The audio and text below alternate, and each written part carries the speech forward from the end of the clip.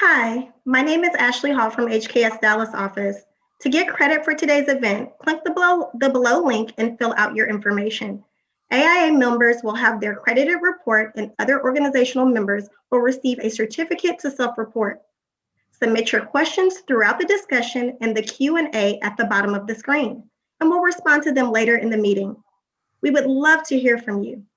Refer to Adam Boydkin's email with CEU slides and CEU link information.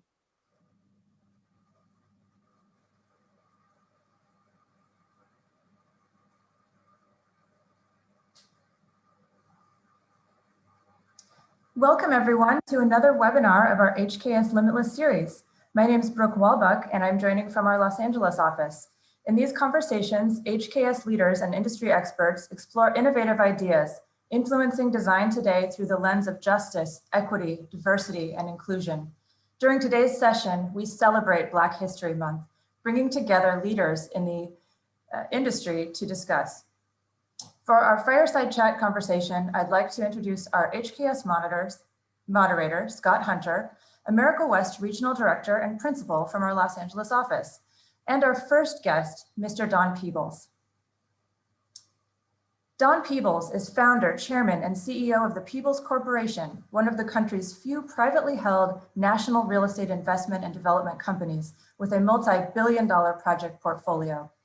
In an era where social responsibility, inclusion, and making change are often seen as buzz phrases, Don Peebles is creating change and making opportunities happen in communities by leveraging his expertise and entrepreneurial skills in real estate investment and development.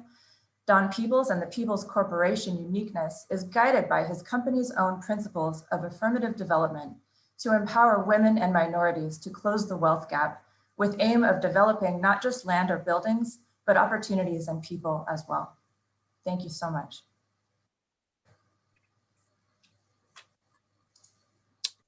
Well, hello, everybody. My name is Scott Hunter, and as Brooke mentioned, I'm the Regional Director here in the America West of HKS, and we're just really happy to have you all join us for this discussion, and I'm very honored to be sitting here talking virtually with Don Peebles. And the topic of today's conversation really is on the idea of equity and inclusivity in the development process. And I see kind of two aspects to that. One is the people involved in the development process, be it on the development side, the architects, engineers, planners, etc. And then there's another aspect of it which also focuses on where and who the development is for. And I think today we're going to talk a little bit about both of those topics. So Don, it's great to see you again. I'm so glad you're here. Welcome. Thank you, Scott. I wanted to start out with a question related to your company. And you actually, on your company philosophy is a statement about affirmative development. And can you talk to us a little bit about how you define that, and maybe a little broader, why you think that's such an important thing to be focused on today? Great, thank you. I mean, the first thing is I got to give credit where credit's due. So the phrase affirmative development was my wife Katrina's creation in terms of when we were brainstorming about how to define ourselves as a company and what we stand for and what we're doing as a company.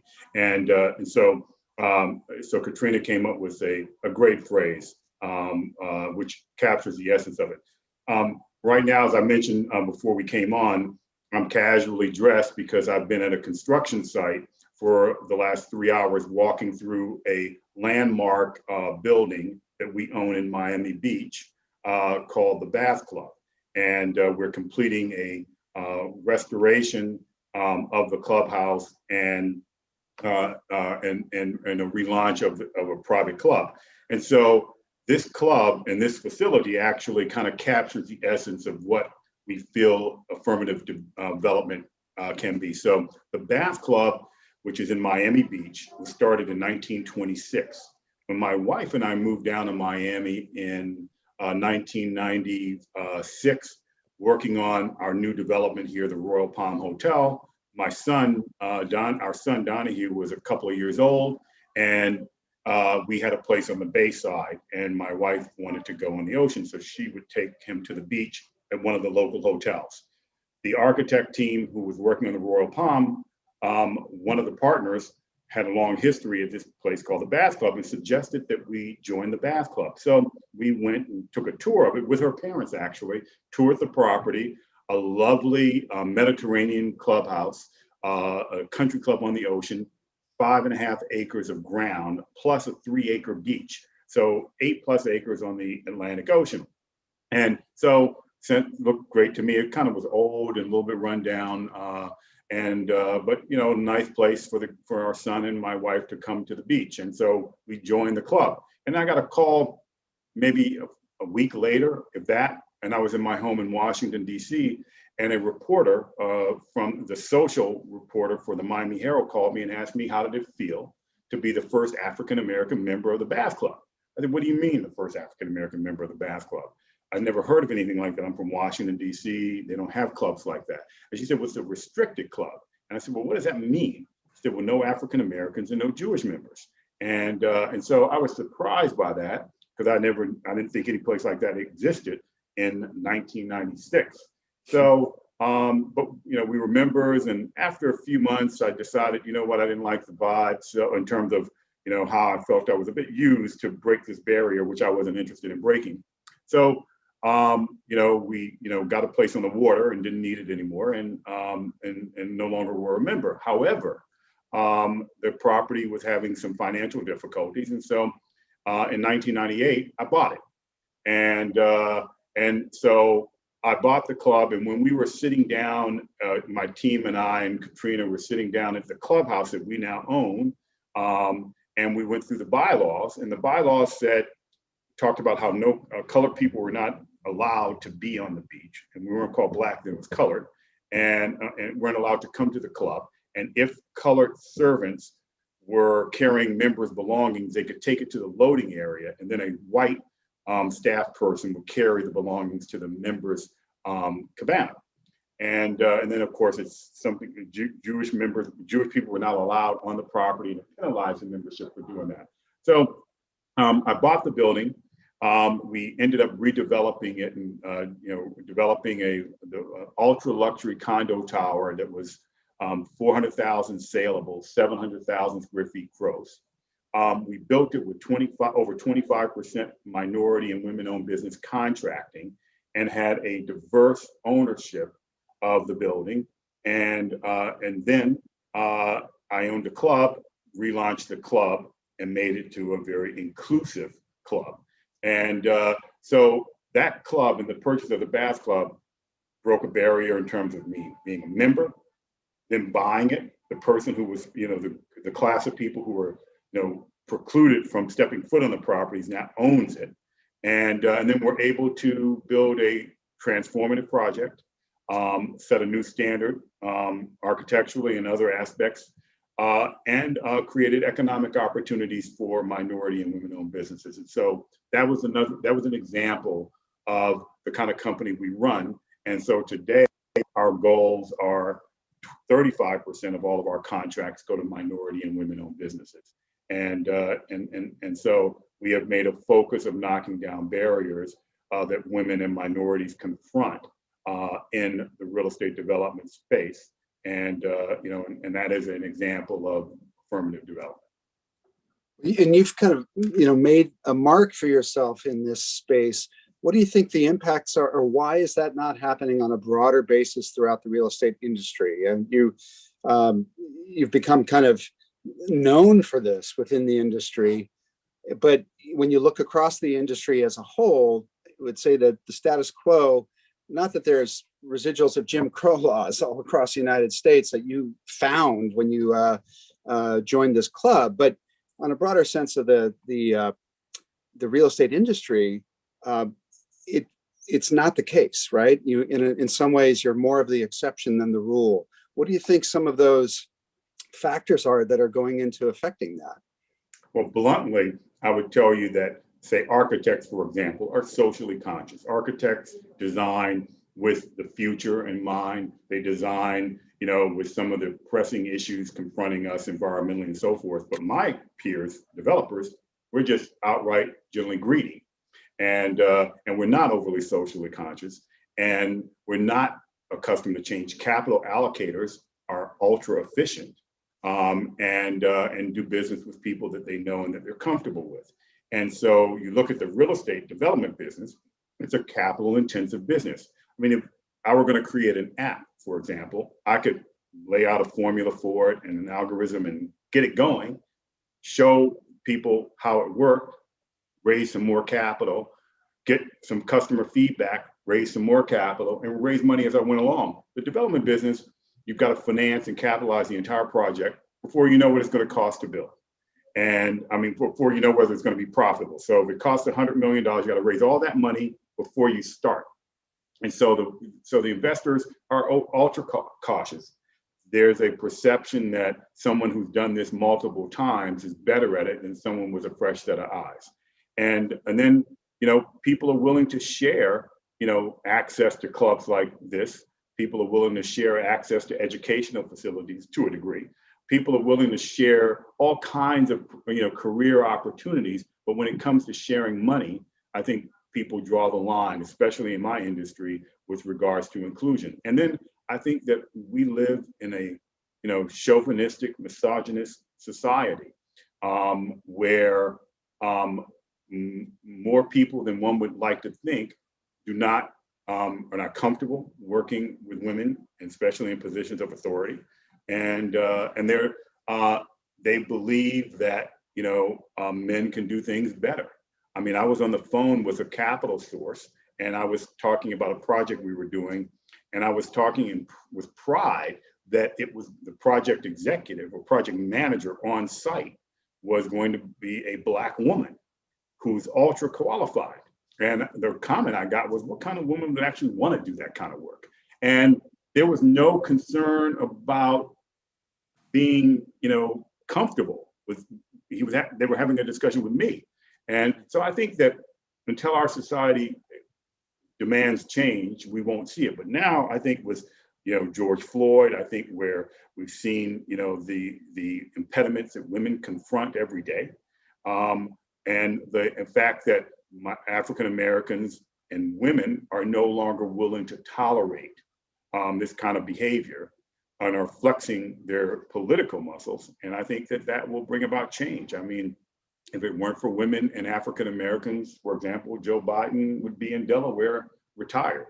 And I think that the expectation now is much more meaningful opportunity. So I think that changes things. But I think that historically, and also you got to think about men, and nothing personal, white men have had 450-year head start over African Americans. So it would be like thinking about, we have the Indianapolis 500 race, and we got 3 Ferraris, and driver 1, and they're exact same Ferraris. Driver 1 is very good.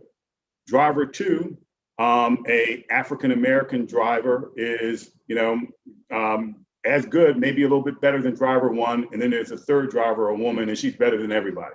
However, driver 1 starts off on lap 450, and driver 2 starts off on lap 1.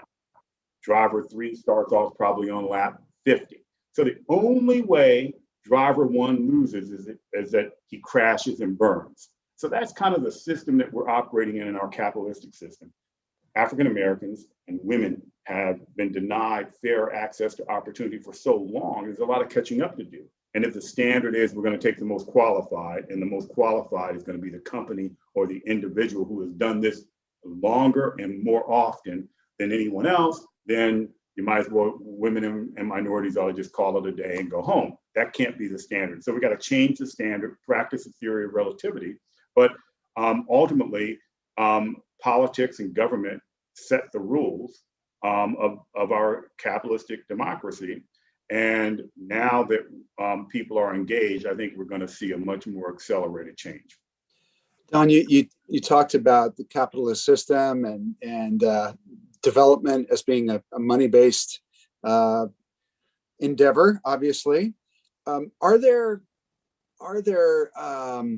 allowances or compromises or shifted expectations that you make as a business leader that are aimed at trying to achieve the higher goal that you've spoken about, which is kind of a philosophical and kind of a moral obligation that you're talking about? You know, are you making those choices to say that you'll, for whatever reason, maybe develop in an area that wouldn't turn as high a return as another area?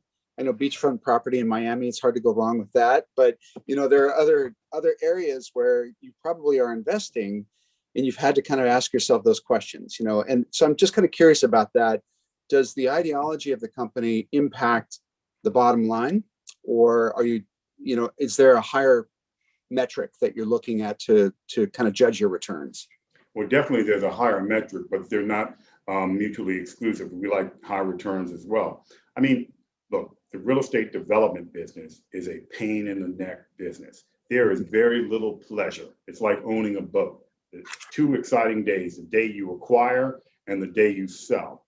But there's misery throughout those 2 processes. I mean, it's really not a pleasant experience, and having to manage that process. And I'm reminded of it even today, walking through a small project, yet alone, you know, a $500 million or $1 billion project. So a long time ago, I said, I got to work for another purpose, because money is not enough. At a certain point, you make enough money to live comfortably and so forth. You can ask yourself, why in the world would I keep doing this? And so I wanted to have a greater sense of purpose. Part of it was I wanted to have a legacy for my children and grandchildren. But, you know, again, you know, they've got a freedom of choice to do what they want. They got better opportunities than I have. So, I mean, I figured that that's good enough. So it was about, our country's supposed to be fair.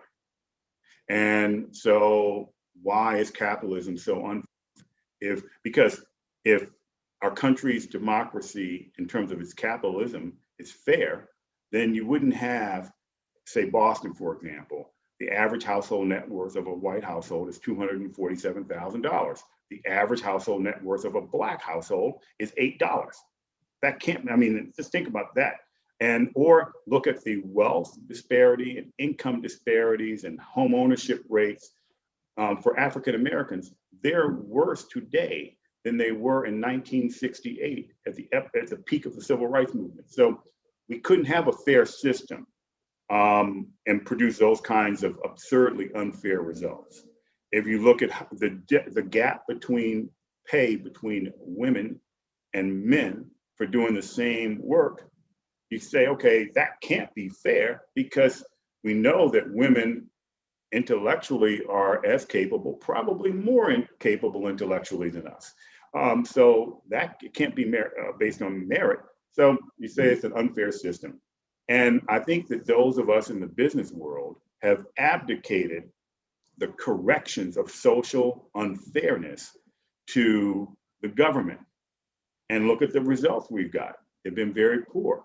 So I'm hopeful as a result, you know, at least the way we're doing things and have been, is that I believe that business has an important critical role to play in terms of closing these, you know, disparities. So we're a capitalistic democracy. Our democracy, the pillars of it is capitalism. And so we need capital knowledge and businesses and entrepreneurs to be a part of a solution to a financial disparity issue. And so we are committed to doing that. And so we challenge ourselves to find projects that are transformative, but also high returns. And we're raising this fund now for you know, an emerging developer fund, essentially targeting minority and women developers who are early in their careers. And my view is that if someone has done this exercise working for a company like ours, or a bigger one for 5 years, the chances are they could do it on their own. And the chances are if they've done a smaller building that's $10 million, they can do a $20 or $30 million building. So we're practicing the theory of relativity. But my view is that economic opportunities ought to be reflective of the population demographics of each particular market. So we're raising a fund that will produce better returns than the typical private equity fund and be transformative in terms of providing capital to minority and women real estate developers. And we believe that that is a platform that will continue. We're doing a first fund, but we're going to follow it with a second equity fund, and then a third, and then a debt fund, and the like. So we believe that this fund, confident that it'll pay higher returns. And so I think that there's this misperception that in order to be economically inclusive, it costs more money, or you have to do it at the sake of return, and you don't have to. There are other ways to do it, and we've figured that out as a company in terms of our contracting. And we certainly feel we can set a tone that investing in talented entrepreneurs who have limited access to capital will produce better returns. And we're confident of that and a much bigger impact. That's great. A couple of thoughts go through my mind. Well, one of them is shifting gears a little bit to wealth creation. You're talking about this macroeconomic kind of wealth disparity. It's pretty well known fact that the fastest way to grow wealth is home ownership. And one of the big challenges we face in the development community is the cost to build affordable housing across the United States. I'm in Los Angeles. We have the least affordable housing market in the United States. And yet the development engine is really geared towards building luxury because it costs almost as much to build a luxury unit as it costs to build an affordable, just the pure bricks and mortar, although we don't use bricks in California. But and it seems like that's driving all of the energy into the high end of the market. And there's this notion of kind of trickle down housing theory, right? That if you buy more luxury, then it's going to push down the prices of the older housing stock.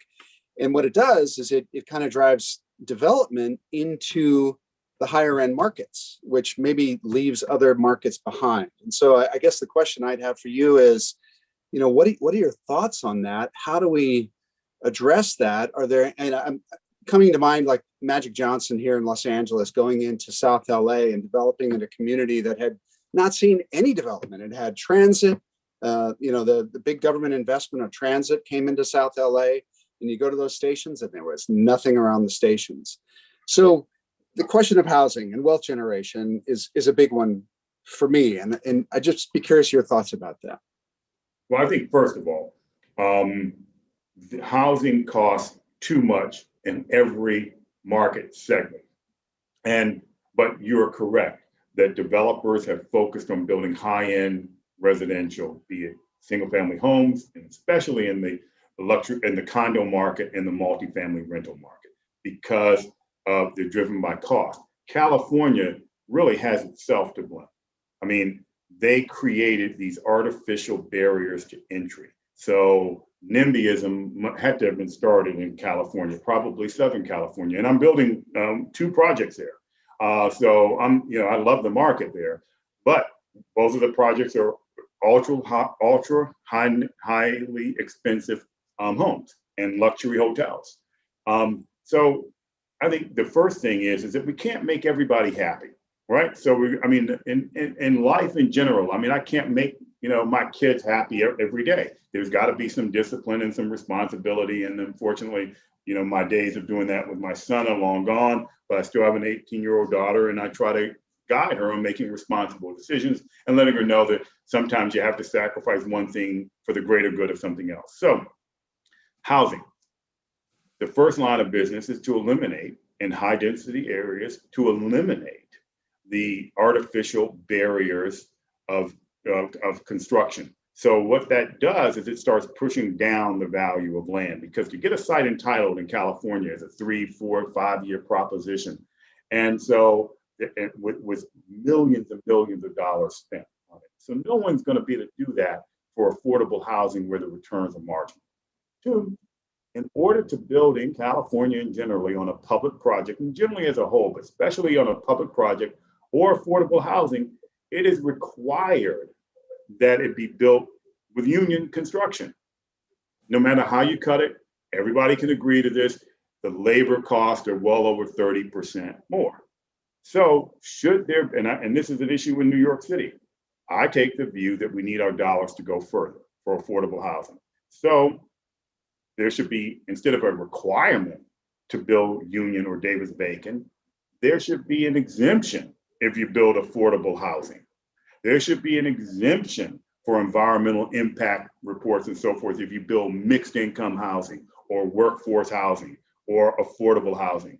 And there should be an accelerated process for building permits, and they should be more cost effective as well. But what we should be doing is, if affordable housing really was the priority that all these politicians say it is, then they need to incentivize it to be built, because real estate developers are not social workers.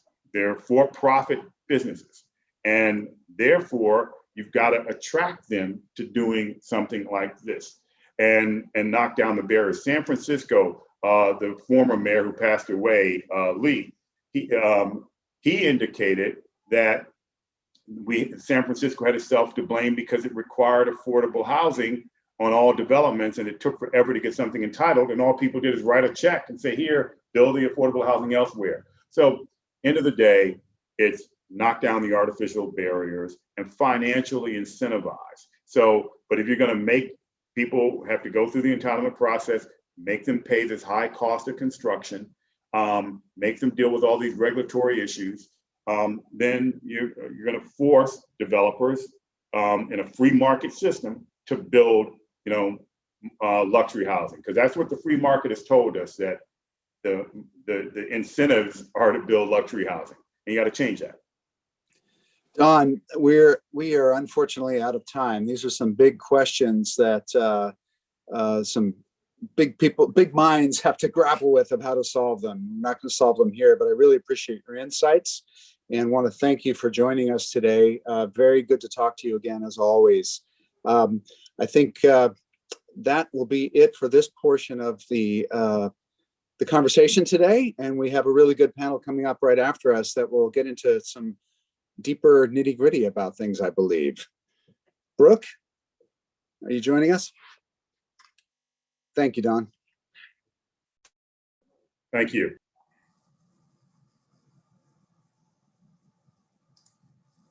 Thank you, Scott and Don, for setting the framework for our moderated panel discussion.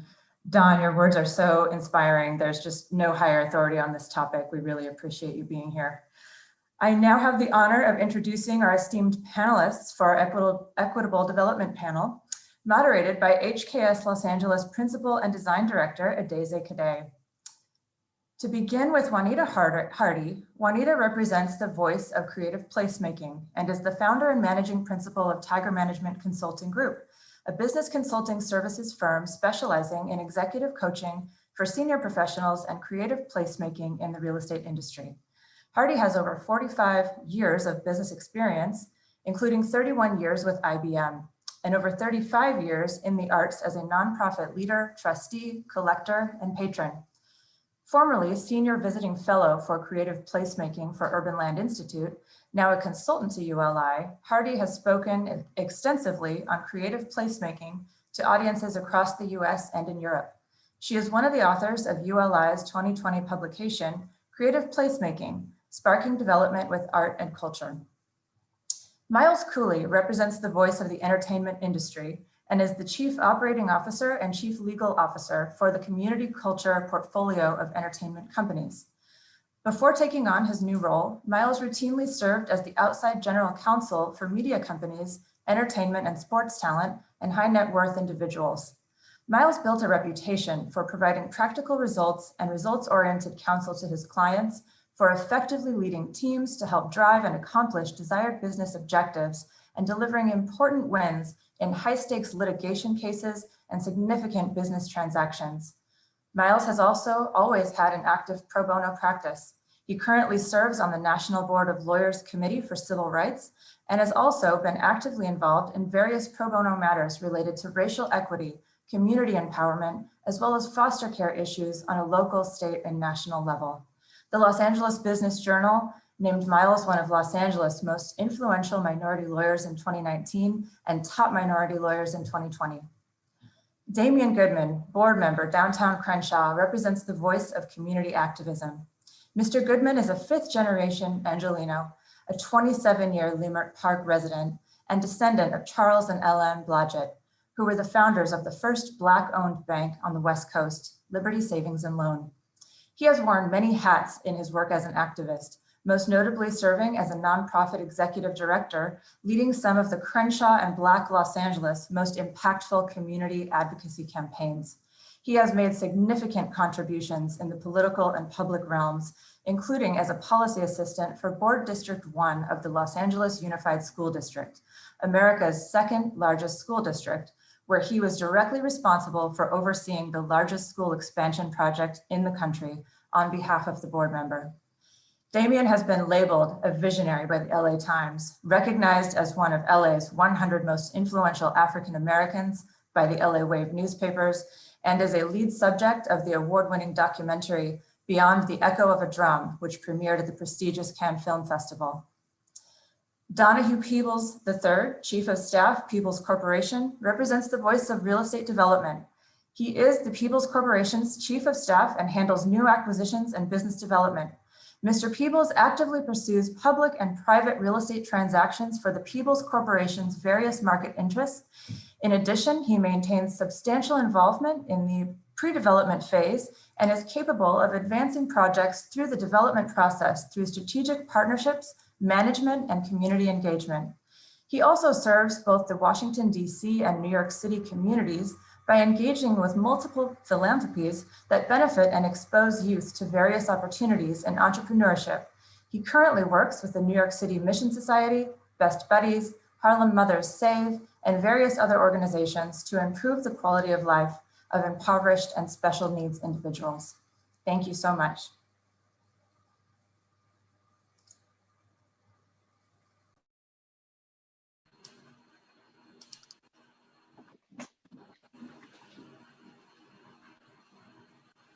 All right, thank you, Brooke, for that great introduction.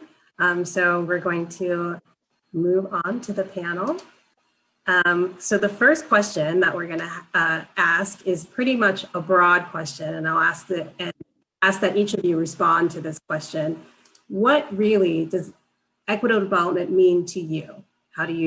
What's your philosophy around it, and give us an overview of what equitable development means to you. So we'll start with Miles. Hey, thank you, Daisy. Great to be with you. This is a great event. I loved hearing Don's thoughts. Great interview with Scott.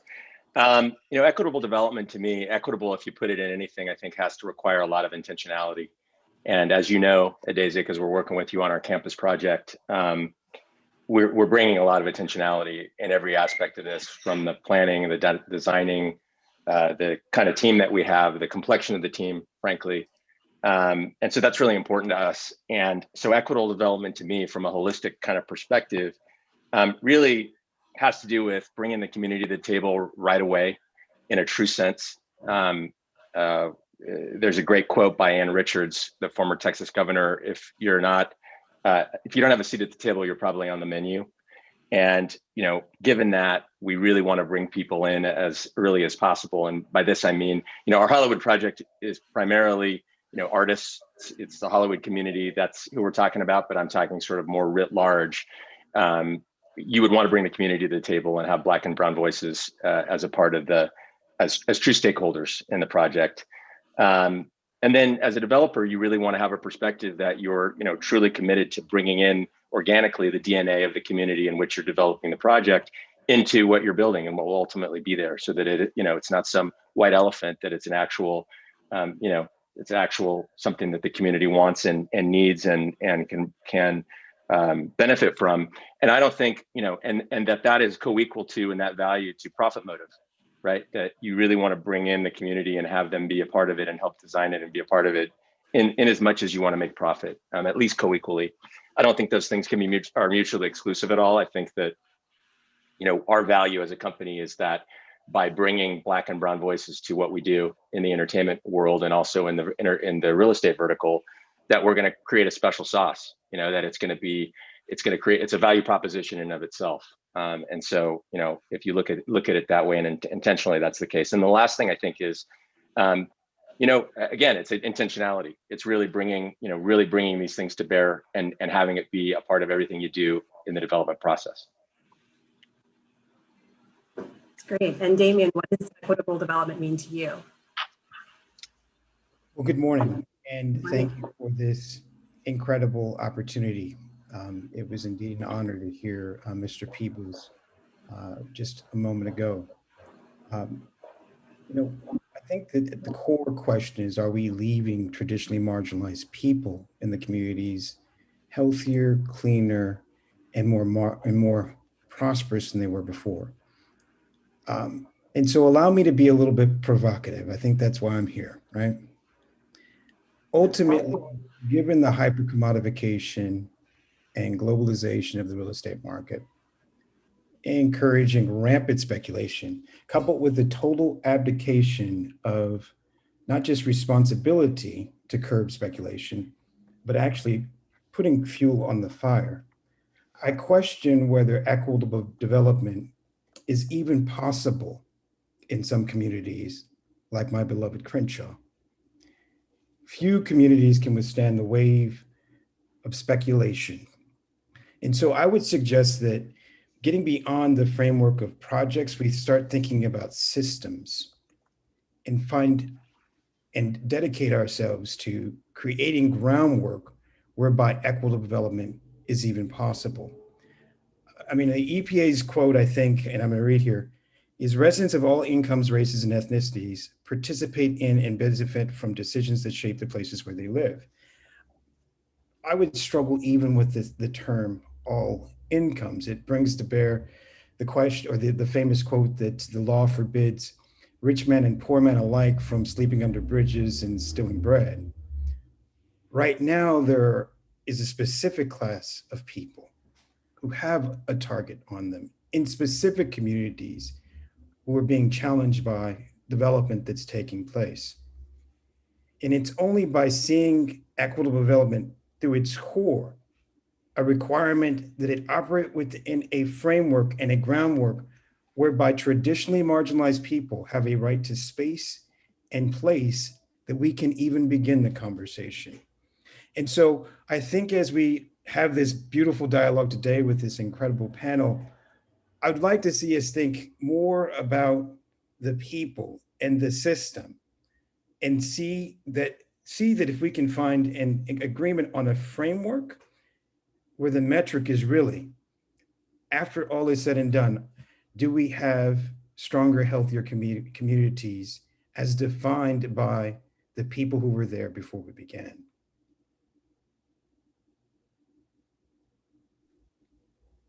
Very powerful statement, Damien. Thank you. Yes. Thank you very much for that.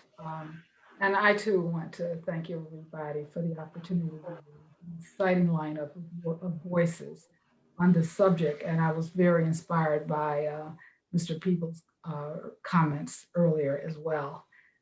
So my idea, my perspective on equitable development is looking at who are the actors, who are the players. And that includes the community, as has been mentioned. That's an important element, the community, and that exists there today. And as well as those that may be attracted by the real estate development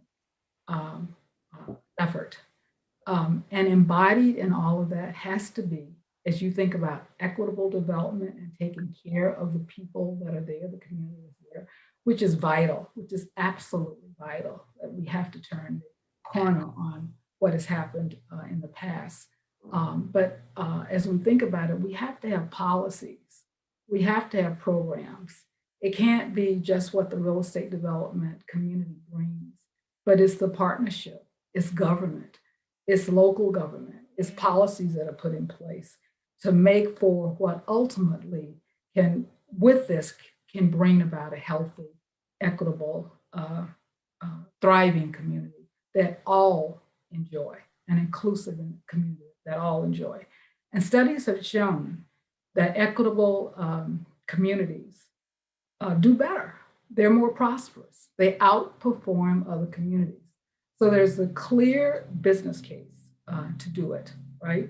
And I view equitable development to pertain not just to underserved communities, because I think we're talking a lot about the existing people that are there, But I view this as an integral part of the real estate development process. That as we think about new developments in affluent or non-affluent communities, we think about how to build to an equitable way so that we're taking care of the folks that are there, affluent or not, and we're taking care of those that might come. And we're looking at ways to invite in those that might not have been invited in the past, right? That's equitable development in my mind. I can think of some examples, but I'll stop here. So I'll give an opportunity for another person to speak. Don, you. Absolutely, and Miles, Damien, Juanita, it's really a pleasure to be up here and be able to speak with such accomplished folks about, you know, what amounts to be, in my mind, the most pressing issue facing urban America. And Damien, I have to say, I always love to hear your perspective and to critically engage with it. I think if we're not choosing to contend with what can be considered problematic or challenging ideas, then we're not doing justice to the cause that we're both aligned behind. And so it's meaningful to hear you speak about things like that. And hopefully we can dive into the details of that as we continue the discussion. But to me, equitable development surrounds, I think, two paradigm shifts that are absolutely necessary in the real estate development space. I think the first one is developers and stakeholders need to see the community not as an obstacle, but as a partner. And that dovetails very, very nicely, I think, into the second paradigm shift, which is that of course, you know, the economic returns to the equity partners in a transaction are, in the current system, what makes it move forward and what makes it run. But we need to find a way, we need to challenge the system to change so that we can direct economic returns to community stakeholders that have created the culture that we use to justify the new development. Now, these are big questions, right? And those are daunting paradigm shifts. And unfortunately, change happens like a lot of other things, incrementally or not at all, and then all at once. And this is going to take incremental steps from a concert of all of the players, not just developers, but legislators, municipal leaders, community stakeholders, and I think most importantly, financial institutions. I always like to say that developers aren't leaders, we're followers. We listen to the marketplace and we say, wow, folks really want this product. Let's go ahead and make it. And making it takes 2 years, right? We listen to the capital markets. They say, wow, folks really want to deploy capital with this strategy. We'll go ahead and make it, right? And making it takes 2 years. And that's, of course, if you're lucky. So we work in concert with much larger systems and apparatuses that we need to challenge and critically hold accountable. Because unfortunately, you don't get to vote on who the CEO of Related is. But you do get to vote for your city council member and your alderman.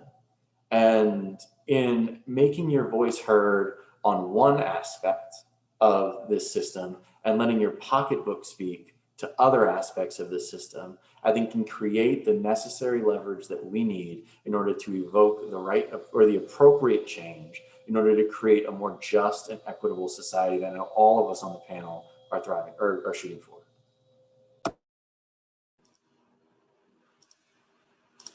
Yeah, thank you for that overview. And I think we're going to touch on a little bit of what everybody brought up as we move through the panel.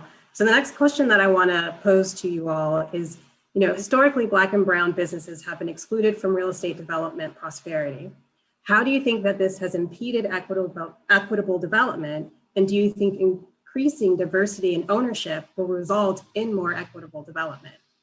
And we'll start with Miles on that. Yeah, no, I liked what Don's analogy to the Indianapolis 500 and starting at lap 450 is really apt here. I mean, obviously, not having access to the capital, not having ownership, not having those concentric circles of wealth and influence that comes from real estate ownership has been a huge impediment. But I'm fired up, and I'm optimistic about what folks like the People's Corporation are doing, and folks like Damien are doing to really focus on bringing Black and Brown people not just into the process as stakeholders as a community, but also as developers and as financial movers. Right? I think we got to follow the money. One of the things I'm really excited about community culture is, we've got some capital to deploy thanks to my boss, Philip Lawrence, who has done really well in the entertainment business. And we're going to deploy that wealth to try to create more wealth in real estate and build those concentric circles and do it in such a way that we ultimately will do what Don's doing, which is let's take Black capital and deploy it. Let's empower other developers, Black and Brown developers, to build projects that we believe in, that we like, and let's take some chances and see what we can do to disrupt sort of that financial piece. But I think what Donahue said is really exactly right, which is it's a systemic approach that we need to take. We need more Black and Brown people in the capital markets to deploy the capital. We need more developers.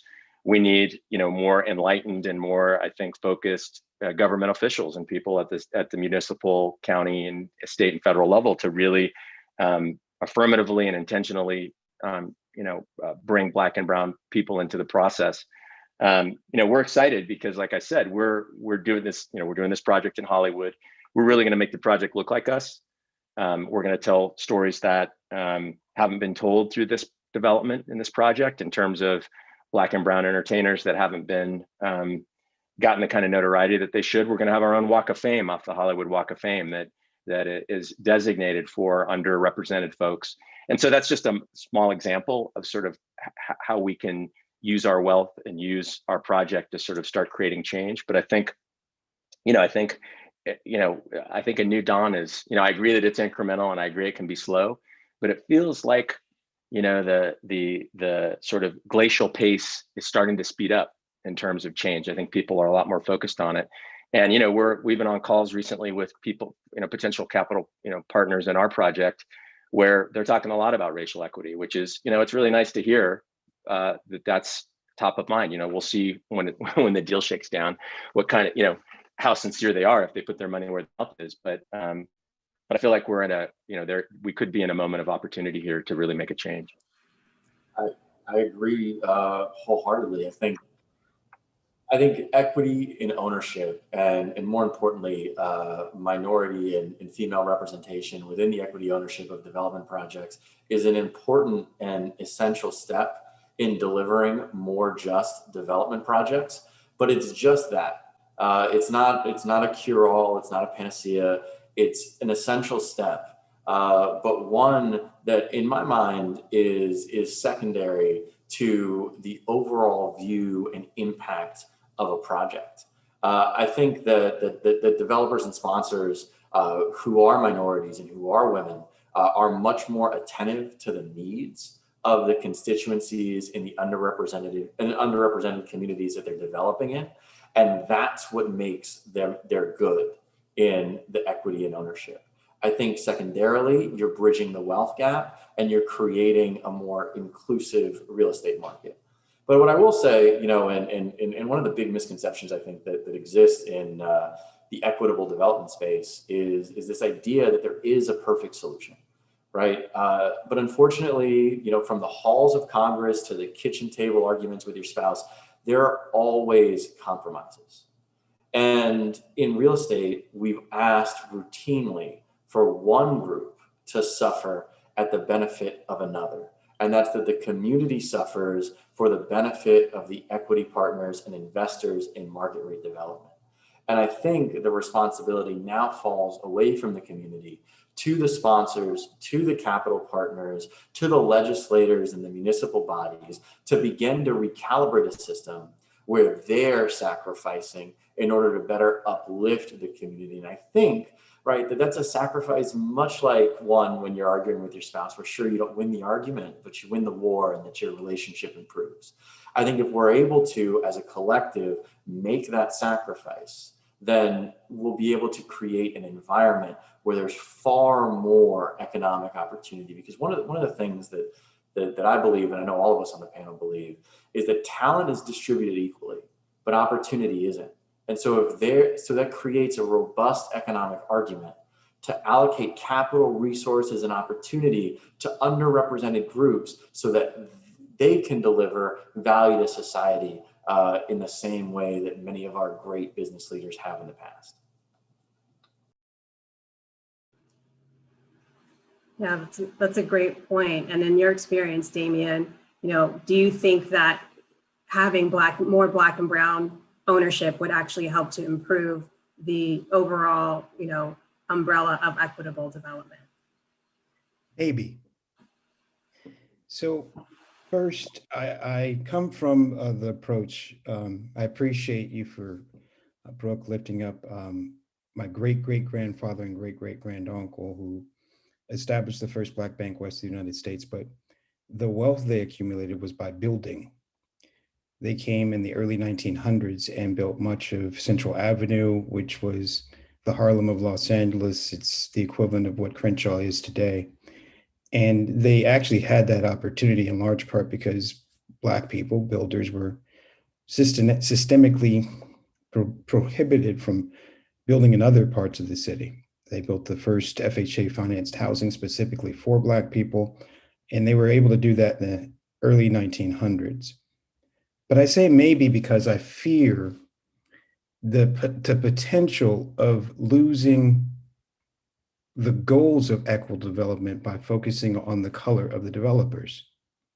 We might find ourselves empowering those who otherwise would be the community, the elected officials would be suspicious of, solely because we believe that the creation of wealth for a small segment of people to the detriment of a community is superior to the creation of wealth to someone who's not from the community.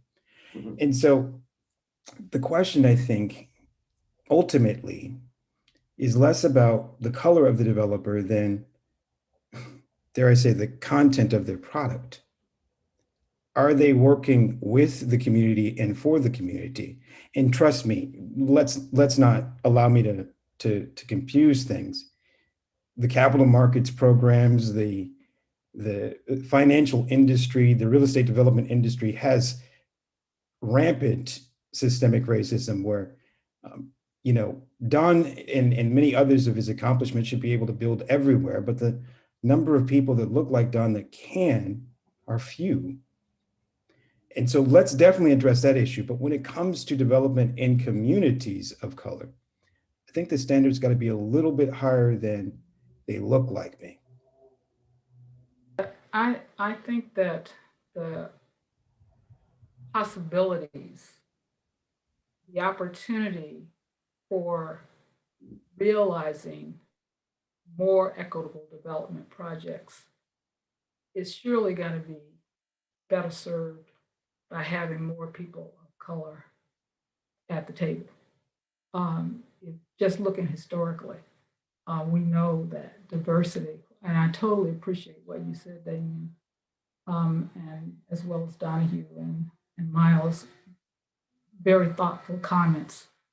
But we are going to be better off. People of color that are impacted by development projects in the long run, I believe, will be better served by having more people that in those positions that look like them. You touched on the fact that there are so few, and just to point out how few, the 75% of the leadership in commercial real estate is white males, compared to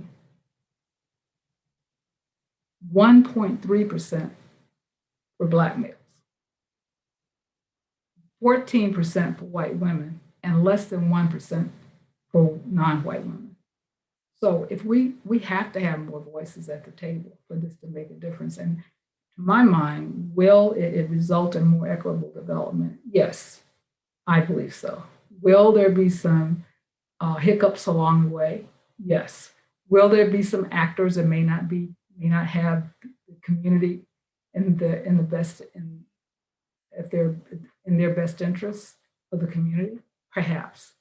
But will we be better off? I think we absolutely have to look at programs and policies and initiatives that bring more color to the plate. And Juanita, I think that's exactly right. I agree with that. I mean, I think Damien's point is a very good one as somebody who is sitting where he's sitting, doing what he's doing for a particular community. I hear that loud and clear. For a specific project, potentially, you might have to say, well, look, on this one, on balance, maybe it doesn't need to be a diverse developer because the delivery and the product is going to be so good. I get that.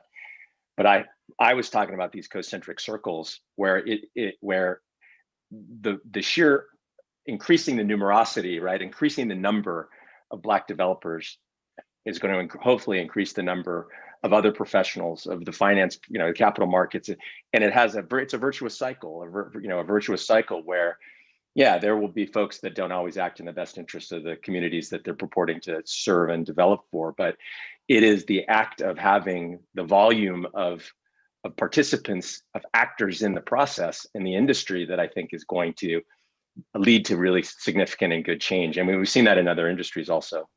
Black excellence is excellence. There's some folks that aren't excellent, but let's give Black folks a chance. That's my sense. Totally. I apologize, Juanita. I just wanted to say, Miles, Juanita, Damien, I think what we're doing is we're discussing all symptoms of the same underlying disease. Juanita, the point you make about intersectionality and the underrepresentation of non-white males in the real estate development industry stems from the same cause that Damien's dealing with, right? And that we're all dealing with, which is the failure for developments in a community, particularly a Black community, to adequately respond to the needs of that community and improve that quality of life, right? And uplift that demographic. And the truth is, all of that comes from an asymmetry in power. And unfortunately, in the business of American capitalism, power stems from is only economic. And certainly politics to some degree, but that Post Citizens United is in effect a conduit for economic power as it is. So I'd say that, and really to take Damien to task here a little bit, I'd say that improving the equity ownership and building wealth in the Black community is essential to resolving that asymmetry in power. And I think there are a number of ways in which we do that, but we should attack it on all fronts. And in that regard, it's the same battle when we're fighting against redlining, that we're fighting for more representation in the C-suite. And it's the obligation of those who do make it to the C-suite to ensure that they're not the only one that gets there, and that we can fill the ranks of corporate America and we can fill the halls of economic power with folks who are attentive to the needs of people who look like them, right? And that really should be the goal. And that's something that I think we're all striving for when our company talks about economic inclusion for minority women-owned business enterprises. It's because we believe in making sure that a Black family in Washington, D.C. doesn't make 1/81st of what a white family does, or that the household net worth of a Black family in Boston isn't $8 compared to the near $250,000 that a white family has. So we're attacking on multiple different fronts, but we all share the same enemy. I guess I would say that there's an assumption that wealth creation at the top will trickle down to the masses of Black people who make up that demographic where household income wealth is under $17,000. $8 in some cases. Just great disparity. I think one of the cities with the worst is Boston. And I would challenge us to, see that Black developers and white developers are faced with, in many respects, with the same challenge. Does it pencil? The numbers don't lie. And the performance of a developer as to whether they seek to see those returns go toward the community or build in a manner that is more responsive to the community can often have less to do with their color of their skin than, again, why they got into the industry, the content and intentionality of their operation. I've just been here, and it's not just Los Angeles. We have engaged in statewide and national advocacy and focus, been able to bring some of the best practitioners in truly equitable development that at its heart seeks community self-determination of Black and Brown and Indigenous communities. And the framework, and that's a very diverse cross-section of individuals and organizations and companies. But there's a common ethos, there's a common belief that something's got to be more important than the bottom line. And ultimately, those decisions are character decisions, not color decisions. Yeah, I mean, that's what I was saying about in our, we're a pretty new nascent developer, but, our core values, racial equity and telling stories for diverse folks and empowering diverse communities, that's central to who we are and how we're going to develop Hollywood and other developments. And then ultimately, if we're lucky, deploy capital and do future projects. So, there's got to be an enlightenment in the players that are going out to develop. I think you got to bake into how you see yourself, your ethos, these kind of higher values around, I think we're sort of assuming that if we bring folks into, you pointed out, I think correctly so, that you can't just assume that because they're Black or Brown that the developers are going to be enlightened. And I think that's very true. I'm more on, and I hear you, but I'm more on Juanita's side of the view that I think that only by bringing more of us to the table will we be able to test that theory and hope and inculcate these values and have it affect the community in the ways that we're hoping will be beneficial, right?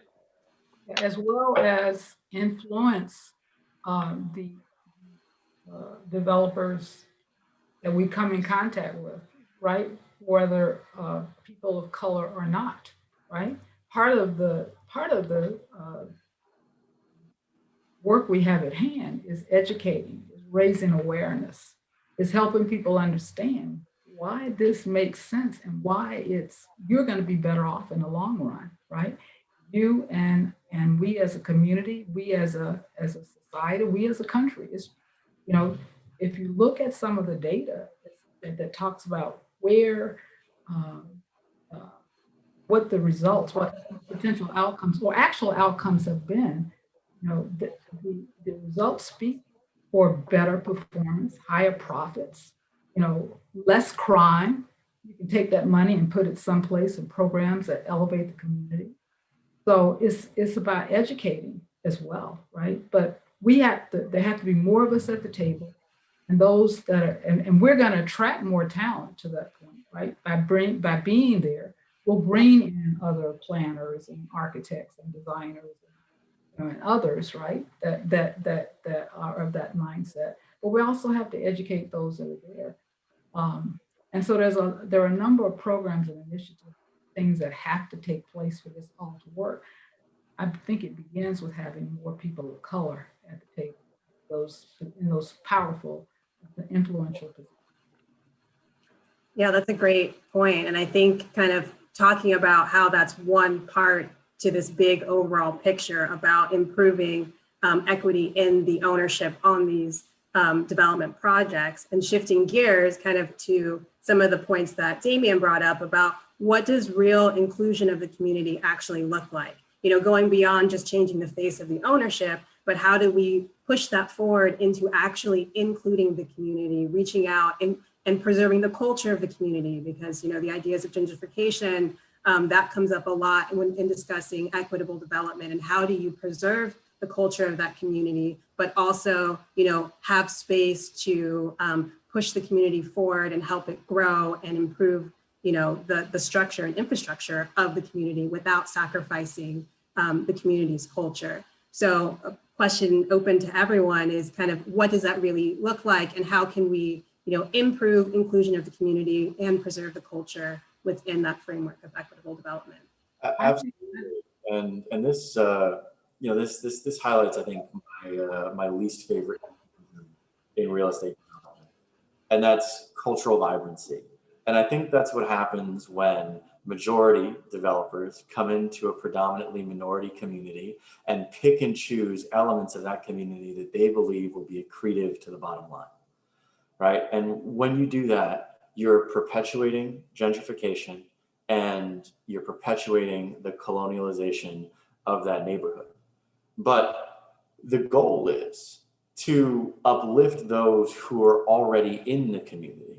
And certainly, when you build more density, there's space and there's room for folks outside of the community to come in and have a seat at the table and be able to participate in some of the cultural vibrancy that was created, and I'll say it again, before they got there, right? But under no circumstances should something be built somewhere for people who aren't from there, particularly when those people who aren't from there will make it impossible for those who were there first to remain. Right. And so we come across, I think, this very, very, very challenging dichotomy where on one hand, you want to preserve what's already there. And on the other hand, when you develop, you're very naturally making something new. And in that respect, you have to find a middle ground. You have to be able to make those sort of compromises that we've been directly discussing on this panel today. And I think most importantly, and to Damien's point, we either need to find a way to make it pencil, or we need to challenge and repair the systems that don't allow it to. Thanks for that comment, Donahue. I agree with you on the point about cultural vibrancy. It is a loaded term, and it is a term that has both negative and positive connotations. Speaking on the positive side of it, to me, cultural vibrancy is where you are looking at the assets in that community and you are looking at ways to bring those assets, promote those assets in ways that uplift that community and make that community a better place, right? As opposed to a situation where you alluded to this, Donahue, where you pick and choose what are the things that are going to attract folks from the outside. And if we're looking at a project from the perspective of how do we take the great assets that are there and lift them up so that the community enjoys and benefits from those assets, and oh, by the way, others might be attracted to it, that's a good thing. And so for me, that's the way I think we should be looking at cultural vibrancy. The other point, though, about gentrification, about cultural vibrancy, gentrification following that, I don't see gentrification as necessarily a bad thing, right? I know it has negative connotations. It's in that it often leads to displacement, but I'd like to challenge that gentrification, not displacement, has to follow gentrification. If a real estate developer is looking at how to build this project in a way and thinking very inclusively, thinking very broadly about how do we do this in a way so that we preserve the people that are there, the very actors that attracted us to this investment, make this investment in the first place. How do we do it in a way that they stay, that they're promoted, they're uplifted, they're enjoying this benefit, and we're bringing in new energy that's only going to make it better. And I think that's that's the paradigm that needs to shift.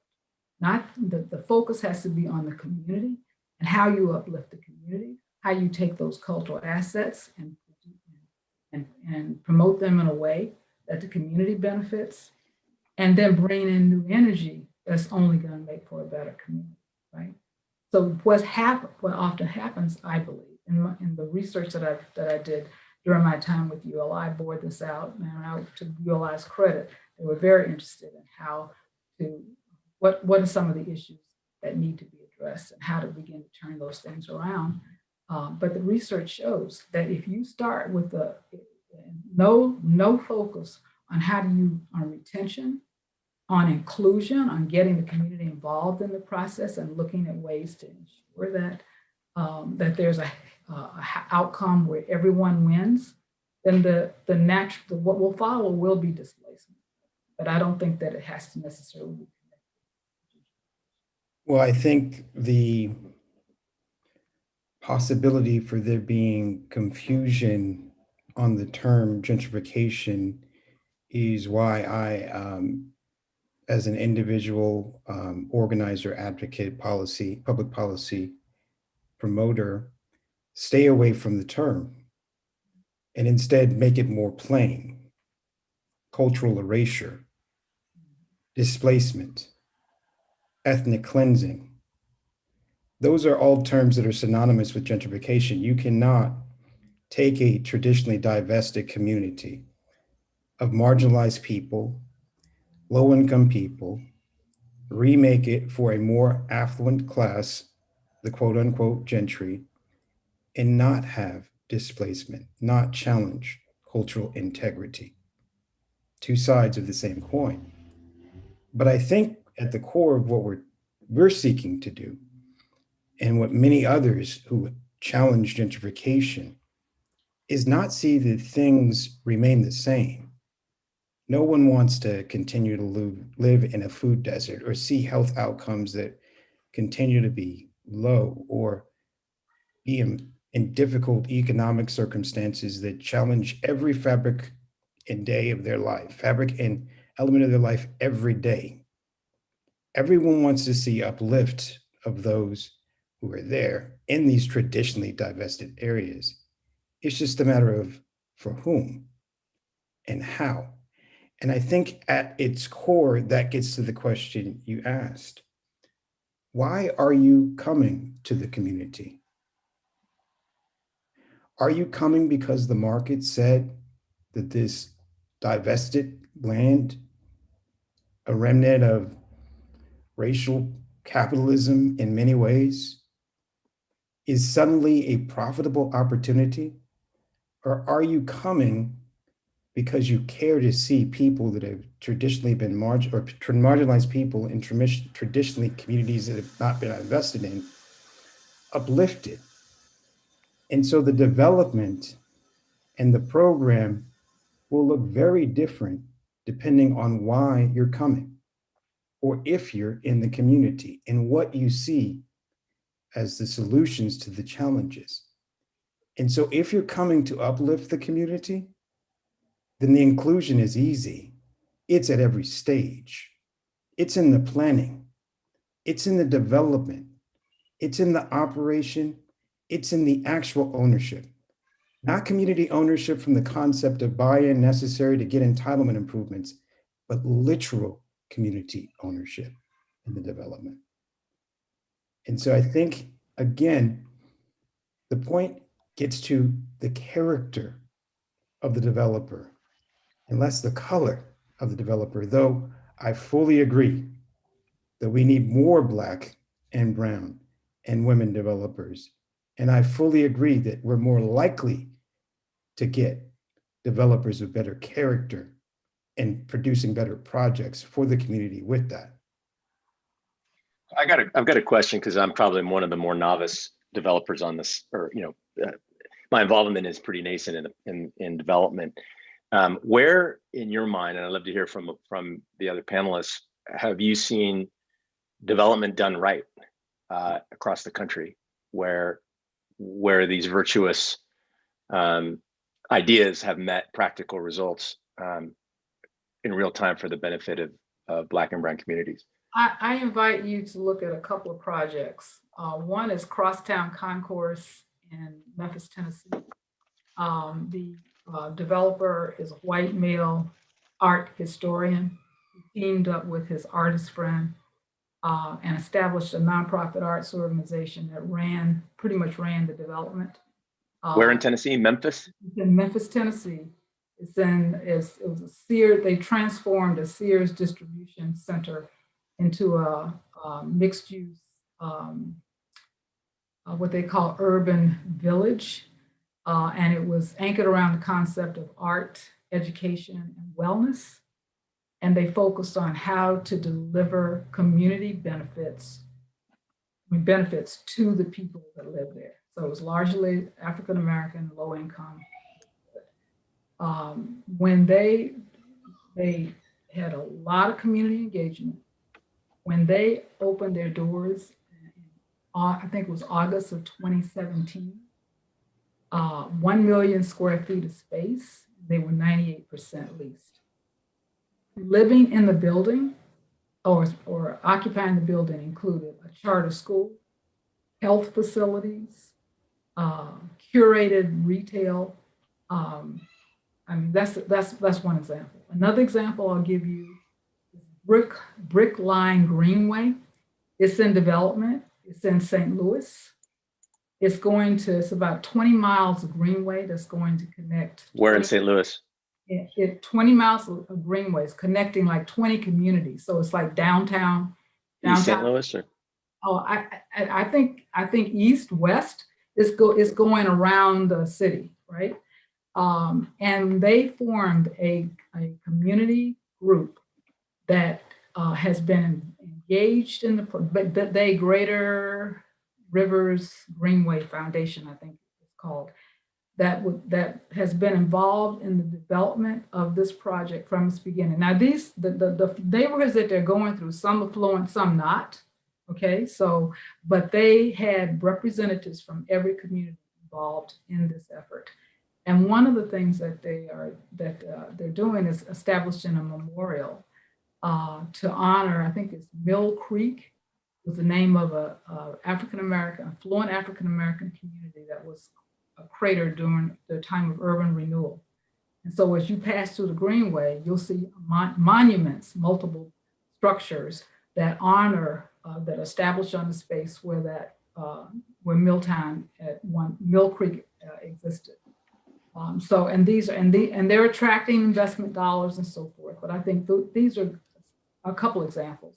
There are others, and I invite you to look at, if you're a ULI member, access creative placemaking, sparking development with art and culture. And there are 19 case studies. It gives some really good examples of how. That's great. Thank you. You know, and I think to further that point, you know, Miles, when we talk about real inclusive development and how Damien alludes to sort of, you know, changing the paradigm around real estate development to really, you know, focus on the character and the ethos behind the genesis of the project and not necessarily its economic returns, there are a number of communities that have provided really compelling alternatives to how the process functions. And there are a number of projects that have stemmed from that that I think really achieve a lot of the. When you say community, you mean like government? In my mind, government. When you say community, you mean government like programs. I don't mean government necessarily, although certainly there are governments that do a far better job than others. But rather sort of small kind of cohorts of people, and particularly in rural markets. So all of these projects have one of three things. They're either not urban infill, which means your land basis is next to nothing. They revolve around robust public support, so soft money financing doesn't need to get paid back. Or they have a robust component of philanthropic focused equity partners who are making what in effect becomes, you know, and I use this term sort of sparsely, right, but below market return. In order to deliver something that is of a high value to the community. And I think that in urban infill markets, this is very doable when the land is public owned or publicly controlled. I think it gets very, very, very hard for private sellers, particularly private sellers in economically divested and disenfranchised communities, to say, hey, there's developer A, he's going to build luxury Class A multifamily residential rentals on my parcel, and he can pay me $5 million. And there's developer B who has the appropriate social ethos, whose values align with mine, who plans on including the community in a variety of different ways that are going to be accretive, not only, you know, to the project he's building, but to the surrounding area. But he can only be 3, right? it gets very, very hard to compel a private seller to take less. And that's the problem, I think, that we run into when we begin to think about equitable development. Is sure, when there are public-private partnerships, the municipality has a vested interest in ensuring the satisfaction of a broad base of public goals, right? When it comes down to an individual decision maker transacting with another individual, what can we do with respect to financial institutions, with respect to legislation, with respect to entitlements, to compel or to allow developer B to pay the same as developer A so that the seller can go with his conscience and not his pocketbook? Because in those disenfranchised communities, in an economically neglected community, it's akin almost to terrorism to create this narrative that somebody should take less, particularly when they've been shut out of many other elements of economic inclusion. And I'll say, to ground it in narrative, these communities aren't a monolith. And I remember I was 19 and I gave my first community board presentation, ANC presentation in Washington, D.C. for an affordable housing project in a neighborhood that we'd invested in for a long time called Anacostia. And I thought I was doing a really great thing. We were delivering heavily subsidized affordable units using low-income housing tax credits on a vacant parking lot, so there was no displacement. And I remember getting shouted down at that meeting. And it was actually on the local news later that night because folks said, I bought my house 30 years ago. I've seen my values eroded by an increase in violent crime. I don't want affordable housing next to me. You know, I want market rate housing. I want a Whole Foods. I want to have equity in my home so that I can retire.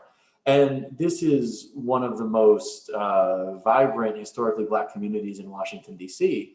And the truth is there seem to be two groups.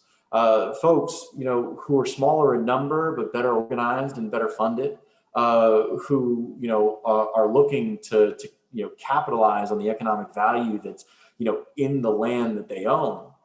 And a much larger economically and socially disenfranchised group that unfortunately is less well organized and less vocal, that desperately needs the sort of foundations of urban life, like safe, quality, and dignified homes that we were hoping to build. And so I think, you know, it's a very, very challenging and complex question, and one that requires us to very, very ardently and intellectually attack what seems to be an entrenched system. And Miles, I guess I would say, well, first, there's an amazing report that Jarrett Green with Thomas Hanna did out of Democracy Collaborative, I think about 5 years ago, that highlighted amazing strategies. I believe the title of it was Community Control of Land and Housing, that highlighted a substantial number. I mean, it's a huge report of successful models of equitable development, and at their core was community ownership, self-determination, support from the public sector. And I would say that even when it comes to the private market, though it's not entirely a private sale, and in urban infill, we're trying to show that it can be done at downtown Crenshaw on a project of a scale. And clearly there are a few more iconic commercial assets in a Black community than like the Crenshaw Mall. Our ability to lift up the conversation is largely due to the time, but also specifically the asset. But we were hoping for breaking news on this panel, actually. Well, I'll tell you this: the bids were due on Friday. We raised $13.5 million from primarily philanthropic sources and identified another $35 million that was financing that would be offended if we came to them with an 8% return. And so it's clear that it can be done, but people are buying into the amazing collection of individuals who have been on this front of equitable development and community ownership for their entire life, who have wrapped their arms around the project, combined with legitimate community support. I'm not talking about a bunch of celebrities who only come to Crenshaw during Taste of Soul, but people who live here right now. Yeah. And found a way to say that by adding that, yes, private equity, it's a lot more comfortable and softer within our capital stack because we have a substantial amount of philanthropic and non-extractive financing within it. It can be done. You can flip the 80-20 model into 20-80. You can have the park space. You can have the business incubation space. You can have this space to build those amazing creative arts that I love, as Donahue said, has always been within Crenshaw, and that should catalyze and build an economic center for us. And so I think in some respects, what we're showing, and the only reason we didn't put out a press release on it is because we don't even have the infrastructure financially to take all of the donations we've been receiving. That's how wildly this was done. It was done quietly among a few networks of people. And the biggest donation came from a quiet family, not a billionaire. It wasn't Mackenzie Scott coming in. Though, Mackenzie, if you're looking, give us a call. We'll take it. These were individuals that simply wanted to see a new and better model because they see so much else that happens in urban infill in Black communities be detrimental, lead to displacement, lead to uproot, not uplift. And so we'll see whether they give us a chance. They struck out 4 times before going the traditional route.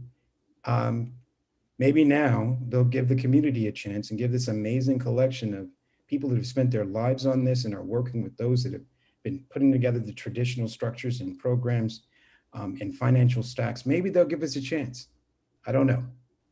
Yeah, I think they will. And I just want to applaud you publicly for all the work you guys have been doing in your group. It's just, I'm inspired, man. Keep at it. Yeah, it's going to be great. I'll join in and say that I've been reading up and I'm amazed by the project. I'll be watching. It's just such an exciting model, but hopefully others to come. So congratulations to you and your team. Absolutely. Yeah. And I want to join the echo chamber. I agree. I know the deal really well. We underwrote it the last time around and get to the purchase price that the seller was looking for, because we did our best to include affordable housing and community focused uses that ultimately didn't allow us to get to that bogey. And you know, when they picked that previous purchaser, I knew it wasn't going to close because there's no way to get it across the finish line without public support. And there's no way to get public support with a development program that justifies that purchase price. And Damien, I'm so glad that you were able to catalyze the philanthropic community to get behind this, because there's nobody more authentic. There's nobody more in tune with what will deliver value to the folks that are there than you are. And so, you know, to me, I mean, it's awesome to hear, and I'm rooting for you, and hopefully, we'll hear more about it as the process continues. Yeah, thank you. And I know we're coming up on time here, and we have a few questions in the Q&A, and I want to do my best to try to sum them up into one kind of overarching question and pull out those themes from the Q&A. You know, a lot of conversation that we've been touching on too is alluding on making a project pencil and balancing, you know, getting it to pencil, but also investing into the community. And so my last question to everybody is, do you think that means that we need to redefine what success looks like for a project? Like, what is an actual successful project? We can't just only focus on the capital and the investors and what they're doing and, you know, the community solely either. We have to find a way to balance it out. So do you think that requires a new framework and a new shift on what success means for a project? You know, I'll start. We did some research during my time with ULI. A big question that the ULI members have asked is, what's the business case? Can you help me tell the story in a way that I can sell it to my investors, right? And we built this graphic that actually shows all of the stakeholders and the benefits to be realized by each stakeholder group. I believe, it's yet to be proven, and I'd love to hear comments from the panelists. I believe that we can translate those benefits, what's considered the more soft benefits, into hard benefits, and prove. I mean, we know that from anecdotally that there is a return that can be seen on making these kinds of investments. I believe that they can be transferred into dollars and cents because everyone benefits. And I think that's the way we have to frame the story, not just the financial story, but the social benefits, the benefits that are realized from the government, benefits that are realized by developers, and how that translates into dollars and cents that makes for an overall better solution for all stakeholders. So I'd love to hear some reaction. You know, and Juanita, I think that's a great point. What I'd say is we do need to change what defines success. I think IRR and equity multiple are certainly great metrics that can define a certain portion of success. But a real estate project is far more than how much money it makes. It's a place where somebody will have their best day. It's a place where somebody will have their worst day. It's where they'll raise their kids, or it's where they'll earn a living to support their family. Folks interact with real estate in a much more nuanced and immediate and tangible way than they do with a derivatives trade. And as a consequence, real estate developers and real estate professionals have an ethical standard that I think supersedes commodities traders. I think that we as a community, and when I say community, I mean the legislators and the municipalities and the financial institutions, the equity partners, the developers themselves, the tenants. We have a responsibility to create projects that are judged not only on their returns to equity, not only on their ability to repay the debt, but also their ability to repay the debt that they've incurred to the community, their ability to deliver value to the society that they're contributing to. Because when you think of society, when you think of the community in which you live in, very, very often it's that perspective that's grounded in real estate, right? Whether you love looking at the Manhattan skyline, or you love, the pub that's on a corner that, you go to every Friday night and meet your friends. Your sense of community is in effect grounded by the physical structures that are there. And if we as a real estate community don't do justice to that perspective, then we failed. Maybe not economically, but certainly ethically.